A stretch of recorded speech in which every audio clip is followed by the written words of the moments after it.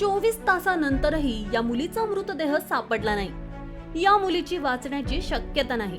सध्या पोलीस आणि एनडीआरएफची टीम मुलीचा मृतदेह नदी पात्रात शोधत आहे। बलहा गावातील ही घटना आहे, ज्या ठिकाणी धौस नदीच्या पाणी पात्रात प्रचंड वाढ झाली आहे। शनिवारी या नदीवर बनलेल्या पुलावरून नंदिनी नावाच्या युवतीनं नदीत उडी घेतली। उडी घेण्यापूर्वी तिने प्रियकर अभिजितच्या नावाचं पत्र लिहिलं होतं। पत्रासोबत तिने मोबाईलही पुलावर ठेवला होता। पुलाच्या आसपास उभ्या असणाऱ्या लोकांनी तिला नदीत उडी मारण्यापासून रोखण्याचा प्रयत्न केला, परंतु तोपर्यंत युवतीने उडी घेतली होती। लोकांनी या घटनेची माहिती पोलिसांना दिली। त्यानंतर घटनास्थळी पोहोचलेल्या पोलिसांनी मोबाईल आणि पत्र जप्त केलं आहे आणि मुलीच्या कुटुंबियांना ही माहिती दिली। नदीचं पाणी जास्त असल्याने मुलीचा अद्याप काही ठाव ठिकाणा लागलेला नाही।